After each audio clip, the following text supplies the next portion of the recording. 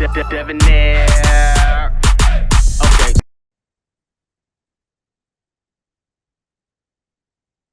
What's good, y'all? Shout out to notification gang for hitting the like button. And if it didn't even start yet, y'all realest ones in it. I appreciate you anyway. Real quick, y'all. Please let's have a moment of silence for I think it was 14-year-old Nilexia Alexander. Please, y'all, we gotta have a moment of silence for this young lady that had her life stolen from her. And we'll get into all that. But yeah, let's have a moment of silence, please.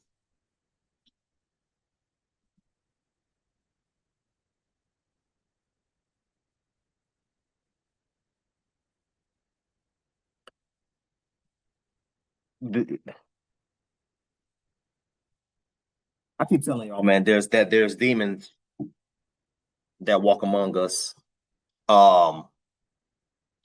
Been saying this now for going on damn near 3 years on YouTube, for about 4 years now on YouTube, right? There's demons that walk among us, whether y'all believe it or don't believe it or whatever case may be, it is what it is. We had a demon that stole a life from a little 14-year-old girl. We're gonna get straight into it, y'all. Let's go. 2 months ago, investigators found the teen shot on Florabraska Avenue. The witness who called reported hearing gunfire and went outside and saw a young female laying on the ground and called 911 for help. She was just 14. A 14-year-old little girl murdered for no reason. There's no reason. No reason.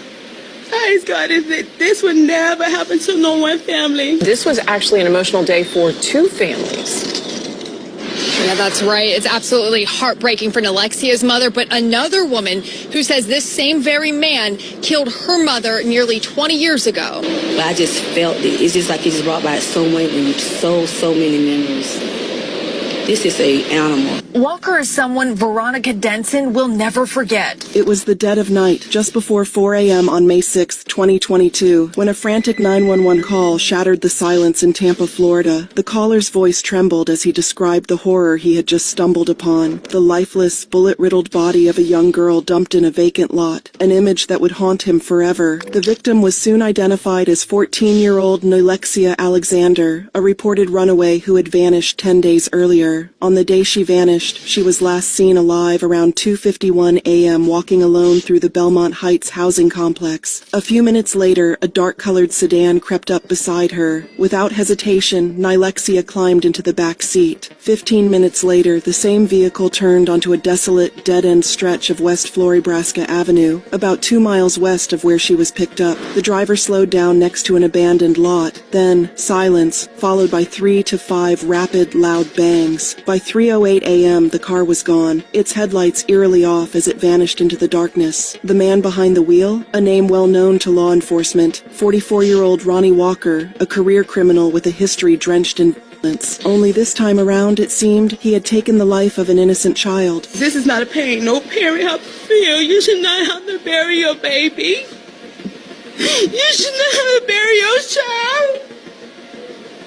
I want justice, and I want it sooner than later. What happened to Nilexia Alexander in the early hours of May 6, 2022, lasted no more than 15 minutes. 15 minutes in which a life full of promise was stolen. 15 minutes that turned a missing person case into a murder investigation. Later, detectives would painstakingly piece together her final moments, using an invisible trail of cell phone pings, a grainy patchwork of surveillance footage, and the distant, chilling echoes of gunfire. At 2:51 a.m. on May 6, 2022, surveillance cameras caught her strolling a lit path in a Belmont Heights housing complex. She was alone, just 14 years old, wandering the streets of Tampa in the dead. Wait, did they say the time? Hold on 1 second. 2022, surveillance footage and the distant, chilling echoes of gunfire. At 2:51 a.m. on May 6, 2022. What the hell was she doing at 3 o'clock in the morning? That's why I had to run it back. I said, hold on, because I thought I heard 250. I was like, no, it wasn't no 250. Hold on. Of fire. At 2:51 a.m. on 250. What the hell was she doing at 3 o'clock in the morning? Let's keep going, because hold on now, hold on. On May 6, 2022, surveillance cameras caught her strolling a lit path in a Belmont Heights housing complex. She was alone, just 14 years old, wandering the streets of Tampa in the dead of night. A minute later, a car rolled into view. A dark-colored sedan slowed to a stop beside her. She hesitated, just for a moment, before opening the door and slipping into the back seat. Maybe she thought she was going somewhere safe. Maybe she trusted the driver. Maybe at that moment, she felt less alone. We'll never really know. What we do know is that at 3:07 a.m., nearly 2 miles away, the same car turned onto West Florebraska Avenue, a dead-end road lined with nothing but shadows and silence. The driver made a slow U-turn and came to a stop next to an empty lot. There were 30 seconds of stillness where we didn't know what was happening in the car. Then, gunfire. 3 to 5 shots rang out. A minute after the horrific crime, the car pulled away, its headlights off, vanishing into the darkness. The driver never looked back. A neighbor would find Nilexia lying in the damp grass, discarded like she was nothing. She'd been shot in her back, her head, her face. She was 14. She never had a chance to run. She never had a chance to fight. At just 14, Nilexia Alexander became another statistic, one of more than 40 homicide victims in Tampa that year. But numbers don't tell the story of who she was. If you could take back those shots and wind back those videos to just before she entered the frame, you'd see her as she was. A girl trying to find her place in the world. A teenager searching for identity, for freedom, for love. A child who was deeply troubled and had already endured more than most could imagine. Mental illness, early childhood trauma, a life uprooted and uncertain. But she wasn't just another lost soul. She was Nilexia. She was someone's daughter, someone's friend, someone who mattered. And those who knew her tell her story, not just so she won't be forgotten, but so maybe, just maybe, it can save another child from the same fate. A heartbroken mother finally getting some closure in the murder of her teenage daughter who was shot in Tampa. She'll do anything for you. Anything. You ask her for it, she'll give you her shirt off her back. Like a roadmap. Hold on, before we get into the part, because they're not. I'm getting aggravated because they're not telling the story, the full story, as far as, first of all, why the hell was a 14-year-old child out at 3 o'clock in the morning? Where was her parents? Did her parents allow her to go outside this late? Did she sneak out? Did she run away? Does she know Buddy? Were they like what is happening? Y'all talk about cell phone pings. Were they texting each other? Because it's kind of ironic that she's walking outside where he picked her up at, and he just so happened to saw her. So unless it's just like a random ass encounter where he's like, "Yo, get in," and she hopped into a stranger's car, which is weird as hell at 3 o'clock in the morning. I have a feeling she probably knew Buddy. Why was she out at 3 a.m.? That's my main question. Where was the mother or father? Let's keep going. But I think this is the last video.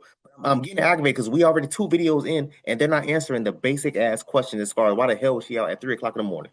Leading them to the person who ended her life. Police say cell phone evidence placed the teen inside Walker's car at the time of her death, and her DNA was found inside his car. That same day, police announced the arrest of the man who ended Nilexia's life, Ronnie Tremel Walker, 44 years old. Finally getting answers after the murder of her daughter, 14-year-old Nilexia Alexander. I prayed that they would come, they would get him off the streets. This man, 44-year-old Ronnie Walker, is now charged with Nilexia's murder. A convicted killer who had taken a life before, nearly 2 decades earlier. But I just felt it. It's just like it just brought back so many memories.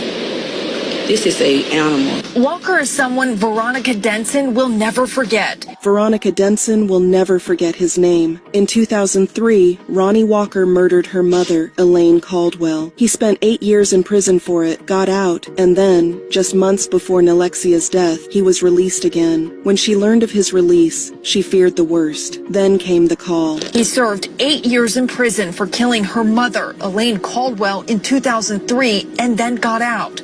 2 months ago, she learned he was once again getting out of prison. She hopes to never get that call again. Because this time, he didn't just take a mother from her child. He took a child from her mother. And I just want them to just do everything they got to do in their power to not let this man walk again on the street. And although it won't bring her daughter back, the arrest is giving Nilexia's mother some closure. According to police reports, Ronnie was the one driving the car that picked up Nilexia that night. Cell phone records placed her inside his vehicle, plus her DNA was found inside. Tonight, the man accused of killing 14-year-old Nilexia Alexander is behind bars without bond. Another man, Robert Creed, was with Ronnie when the killing happened. Investigators say he had been in contact with Nilexia in the days leading up to her death. It's unclear how they knew each other, but now he faces charges of being an accessory. And while Ashley knows So they did know each other. no arrest will bring her daughter back, there is some relief. But it would give me some peace, days off the streets, and a little bit of closure.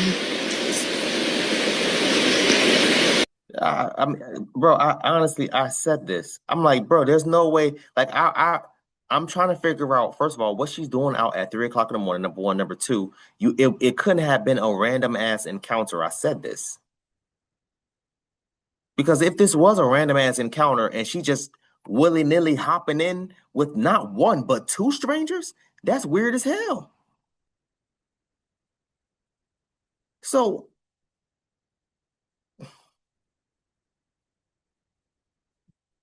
They said her DNA was found. What do they mean by DNA? Her blood? Was it saliva? Was it other DNAs? Like what are they trying to say? This is just the beginning. Nilexia Alexander was just 14 years old, a girl with dreams, a girl searching for herself, a girl who never got the chance to grow up. Do you think the system failed her by not removing her from her parents' home sooner? Or could it have been prevented had Ronnie gotten a longer sentence? Let us know your thoughts. What do they mean by that? Removing her from her family? What? Because they wasn't paying attention to her? What does that mean? Thoughts in the comments section. Thank you for watching this deep dive into the case of Nilexia Alexander. If you found this story compelling, be sure to like, subscribe. Man, listen, this is the type of stupid stuff. This is the reason why people get mad at me when I read the article word for word. People are like, man, Dev, we ain't trying to see you. This ain't no read along, Dev. No, get back to the videos. Then when I do the videos is giving us half goddamn information. So a dude murdered someone previously. Only did 8 years. That's weird as hell. Why did you only do 8 years for murder? But whatever. Murdered someone, did 8 years, got out, murdered someone again. And their question is, did the justice system? This is the reason why I say I don't have a lot of faith in the justice system, y'all. I say this all the time. This is the reason why I have no faith in the justice system. So whether she was in communication with both, what a buddy named Robert Creed and what's the other buddy's name, Ronnie Walker, she was in communication with one, if not both of them. She knew both of them. This had to have been planned. What the hell was happening at 3 o'clock in the morning? Well, they found I don't even want, because I have a feeling I know what happened, but I'm not even going to say it. I'm not even going to say it. RIP to this young girl. It's so sad. I would hate to blame the parents, but it's just like, what the hell was she doing outside at 3 o'clock in the morning? I'm grown and I'm not even outside that late for the most part. Sometimes I am, but not all the time. I'm not even out there that damn late.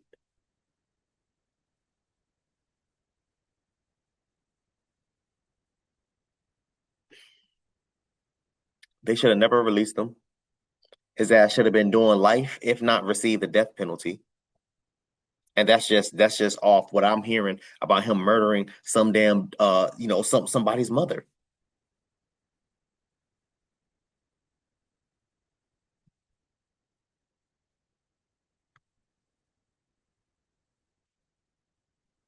This little girl, from what I'm hearing, a parent didn't have nobody. Didn't have parents. They had common sense. Didn't have grandparents, family members. I mean, I'm sitting there thinking to myself, like, When I first heard it, 2:51 a.m., I'm like, 2:51? Why in the hell is a 14-year-old out there that damn late? I